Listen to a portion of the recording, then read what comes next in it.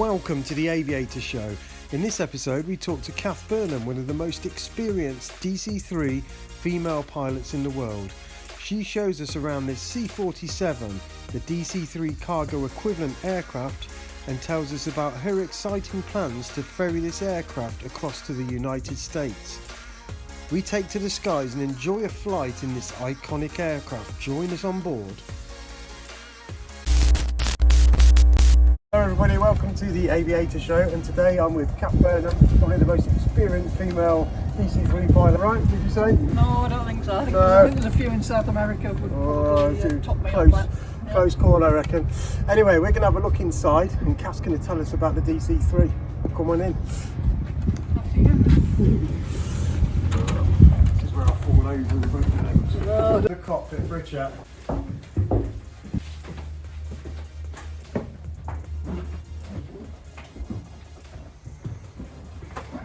You can just slide it back. Oh, that's better. Wow, so we're up in the cockpit. It's quite compact in here, Kath, isn't it? Yeah, it's very cosy, very comfy once you're sitting. And some of this stuff looks familiar to me, at least. We've got a Modess in there, got a 430 as well. Yep. 155. Tell us a bit about this aircraft, Kath. It's a C-47, technically, Okay. which is the cargo version. Yeah. Of the DC3 that was built in the tens of thousands during the Second World War. Yeah. This aircraft saw war service, built in 43, entered US Air Force in 1944, came across the North Atlantic, Yeah. and joined the US Air Force. Joined the UK Royal Air Force when it got here. And that's a trip you've done, isn't it, in a DC? No. I've done it in a shed, a Shorts 360. Okay. But we're about to take this one back to the US, and we'll follow the same route that it took coming out here. Wow. Okay. On the way That's home. an exciting trip. It's going to be good. And tell us how you're going to navigate that route. GPS mostly for the long distance stuff. Wow. But we've got full airways equipment. Yeah. VOR, ADF, DME, GPS. So if that 430 goes down, it's all old school. It's old school. Yeah. Hold your heading, wait for the NDB to appear, which is they've got some long range NDBs en route. So. Yeah. Wow. Yeah. But yeah, it all looks fairly familiar in here, although it's very old. But tell us about some of the equipment and things on board, because it's some of this is going to be very alien to us. Is there anything really special about what's on board here? There's nothing on board that you wouldn't see on a modern piston twin. Yeah. The difference is that we have the throttles in the middle. Okay. Propellers on the left. Yeah. Mixtures are on the right. Yeah. Power gauges are in front, and the dual needle on one gauge, so they're very, very simple, very easy to read. Yeah. The fuel system, again, very simple. You've got 4 tanks. Yeah. Each selector, if you think of the selector as the engine, yes, you can run either engine off any of the tanks. Right, okay. It's a very simple system with only 1 gallon unusable. The yellow ones are oil coolers. Oil coolers, wow. So the oil coolers are normally left open. We've got carburetor heat controls, just like on your Cherokee. Wow. And it's a standard instrument setup, slightly scattered layout. Yeah. Because as modern avionics came along, they were put in where there was a gap. Yeah. So it doesn't conform necessarily to a modern layout, but everything's there that you need. Yeah. Okay. Anything else that you wouldn't see in an aircraft? Well, the hydraulics are probably the main difference. So this is the hydraulic control panel here. Right. Behind it, you've got the accumulator, the reservoir. Yeah. We've got a sight gauge for the reservoir here. Yeah. We can top it up in flight if we have to. Wow. There's a little thing for the tank there. We've got a hydraulic selector from the days when it used to have an autopilot. It hasn't got one anymore. Mm-hmm. So the selector is permanently set to both hydraulic pumps running the system. So you're going to hand fly it all the way across? Yeah. Wow. Okay. Flaps, gear, emergency hand pump for the hydraulics, but anything that can be hydraulic is. Right. So even the windscreen wipers are hydraulic. Yeah, I did see this. Yeah. Which is different, I think. That is very interesting. Okay. Tell us about the mirror. Wait, surely that's not just to do your hair with, is it? No, it's not just to do my makeup. No, if you look in there, you'll see a compass. Ah. So you line up your compass. Wow. And then you can read off your heading and then set your DI to it. Oh, nice. Okay, and all this stuff here, this is de-ice and things, windshield de-ice. It's all the usual sort of switchery you'd expect. So we've got booster pumps, starting it is a little bit more, a little bit more complicated than your standard turn a key and wait for it to start. So to start it, we have to, obviously battery on, mag master switch controls all the mags, so that has to be on. We engage the starter, we'll start it turning. We put the fuel pump on the same side, and then we start priming. And when we've got 9 blades on the propeller, we'll turn the mags on to both. Right. And then when the engine starts to run, we let go the starter, we run it on the primer, and we feed in the mixture, which takes over from the primer. Right. And then the engine's up and running. Wow. So it's not a quick job to get it going. So yeah, tell us about this trip you're going to do then. This is really exciting. It's really exciting. Yeah, I'm trying not to get excited until I actually set off, because we've been trying for a couple of years now to do it. We got thwarted by COVID, fairly obviously. The aircraft's been bought by a gentleman who lives just outside Seattle. Okay. So the aircraft's going straight across America once we get across the pond. So she's going a long way. So you go like a northern route through. You're going to go Greenland and things across. Yeah, we'll go Wick to Iceland, so Reykjavik. Yeah. It used to be called the Blue Spruce route. Right. Okay. And it's the route that we used for ferrying during the war. Yeah. So it's exactly the same route. Yeah. Reykjavik, Nassau in Greenland. That's meant to be one of the most dangerous airfields. It's a dodgy airfield. Yeah. I was watching that.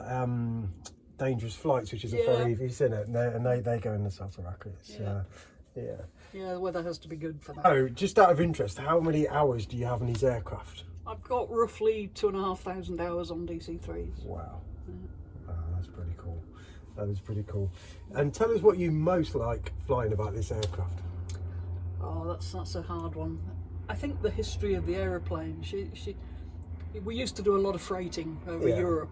In the middle of the night, sitting in the middle of Europe, you think, you've been here before, and you just sort of wish they could talk. Yeah. We're sitting there quite happily bimbling along, but they had people shooting at them. Nothing to shoot back with.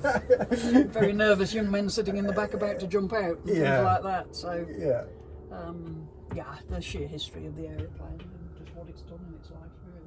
Would you say this is probably one of your favourite aircraft to fly? It's definitely my favourite. Yeah. And do you have a specific one that holds more? I do. It's not flying anymore, unfortunately, but Romeo Alpha was my favourite. Rocket Alpha, we called her. She was a little bit faster than all the others. Yeah. And just flew beautifully. Is there anything that's ever happened on a flight in a DC3 that's, you can remember that's been, either really scary or something really momentous that you can remember, or? I think the most momentous thing I remember was in the middle of the night, in the middle of the North Sea, seeing the Northern Lights. Oh, wow. Yeah. And we were about an hour and a half out of contact with anybody, just sitting watching the most spectacular light show that you can ever imagine. Yes. I can't think of a better place to see it from. And have you ever had an emergency in a DC3 that you can think of? A few over the years. Yeah. So, pretty much what you'd expect. Yeah. Old engines. Now this one, for you is a biter, isn't it? Tell us about the incident. Oh well, I used to have a little finger on that hand, but my own stupid fault. I had a signet ring on the finger. Yeah. And I was in a hurry one day to jump out the back of the aeroplane, having parked. Couldn't be bothered to put the steps down. I was young and fit back then, just jumped out. Except I'd left my finger on the door. Oh my God. I thought, that hurt. So don't do that. So it's a love-hate relationship with this aeroplane. I can't blame the aeroplane for that one. It was my own stupid fault. Yeah. Oh dear. But no, I have a soft spot for this one. It was the first Dakota I ever flew in. I used to bum a ride with her when she was in Jersey. Oh, right. And, I was a skint young ops clerk working in Alderney. And I used to bum a ride across to the mainland in her when she worked for Intra, delivering flowers and things. Flight controls and things, obviously they like the rudder pedals and things, they look pretty hefty, but are they heavy controls, or? Really heavy. Really heavy. Really heavy, yeah. The control locks are in at the moment, so I can't show you, but the control wheel, normal light aircraft you'd expect to go that far, wouldn't you? Yeah. On the DAC it goes to there. Right. If a crosswind takeoff starts like that. Wow. And you gradually unwind it as you accelerate before rotating. Yeah. And the rudders and things, they're particularly heavy, or? It's Yeah, I guess, you know, when an engine fails, it's, about as hard as you can push. Yeah. Both feet on it, sort of thing. not that bad, but it's you certainly know it's there. It's a piece of history right here. Thank you ever so much for this time here, Kath. I really appreciate it. You're very welcome. No problem. It's been very interesting talking to you. And now we have the privilege to fly as a passenger up to East Midlands to shoot some approaches and then back into Coventry.